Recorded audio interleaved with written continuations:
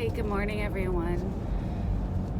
So right now I'm on my way to a friend's place to visit.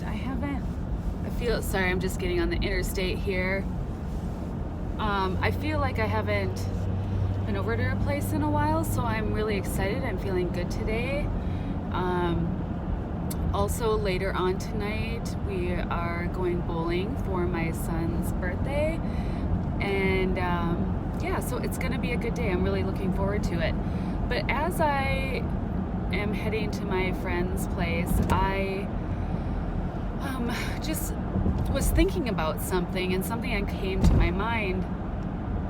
And I want to kind of talk about passion and chronic illness. Now, just hearing those two things together, most people are probably like, what are you talking about, Monica? So I'm going to try to make this very short, sweet, and simple. When you take a look at your life and where you're at and the journey you've been on, even from when you were a young kid, and the things that you enjoyed, and say now you're an adult and you've run into physical things that are limiting probably a lot of areas in your life. And when things like that happen, obviously like chronic illness and things like that, things that we used to love or were passionate about get put on the back burner most often. And really, that's actually backwards in relation to why we are here. Ultimately, God created us for lots of different reasons. For one, to spread the good news and the gospel. But also, He put passions in us and purpose. And so my question to you today, what is your purpose? What is your passion? What has God placed on your life that you are supposed to share with the world ultimately?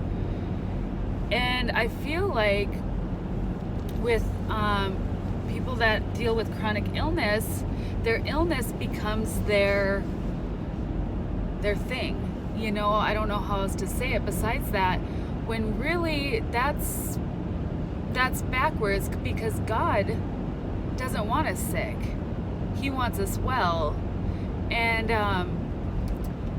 you know, obviously it's easier said than done, because I as well am on this journey of healing, but also trying to stay in pursuit of my purpose and my destiny and the plan that God has for my life and what He's created me to be and to do. And so I'm gonna give you one little example here. When I had first got sick, a lot of you guys know this, symptoms were pretty severe.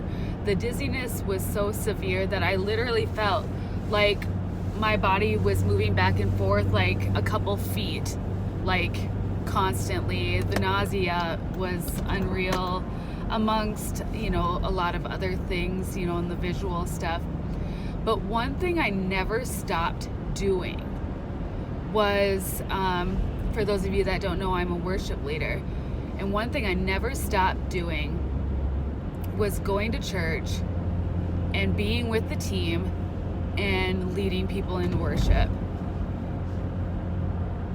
And first and foremost, I have to say, for a good year and a half, it was literally a sacrifice of praise, because I was so sick and trying not to focus on my symptoms and trying to focus on the Lord, but it was hard. But now, when I worship and when I lead people in worship, that is the only time I feel well. I shared this recently at Immerse Night of Worship. I've come to a place that now, when I worship and I'm deep in His presence and my eyes are so focused on Him, because that's the calling on my life.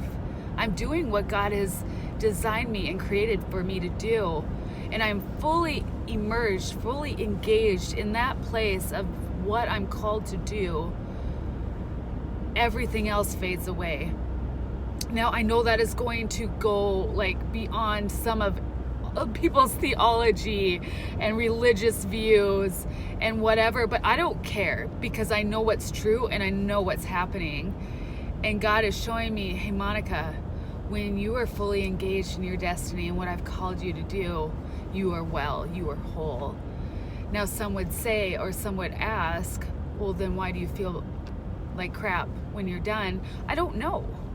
But one thing I do know is I don't question God, because I'm improving, I'm healing every single day. I'm getting better, even though it may not always seem drastic, but I am taking steps. And I think the reason that is because I am, for the most part, I'm trying to be as in line with the call of God on my life as possible, as much as possible, and really trying to be attentive to his voice and what he wants for me. And I'll be honest too, like doing what I'm doing here on YouTube and Instagram and encouraging you guys, that's another thing I'm called to do. I am called to encourage people, to lift people up, to declare who they are and who God has created them to be.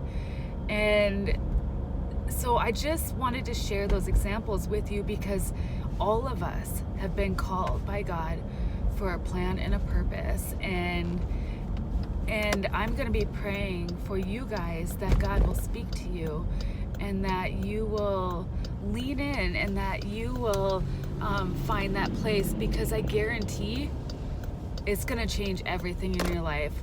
This was perfect timing because I'm just pulling up to my friend's place. If this was helpful or encouraged you, as always, give it a thumbs up. And I also have an Instagram, New Life Sparrow 23. You can follow me over there if you have any questions or would like to chat or would like to know more on this subject. I am always available to chat. So I love you guys.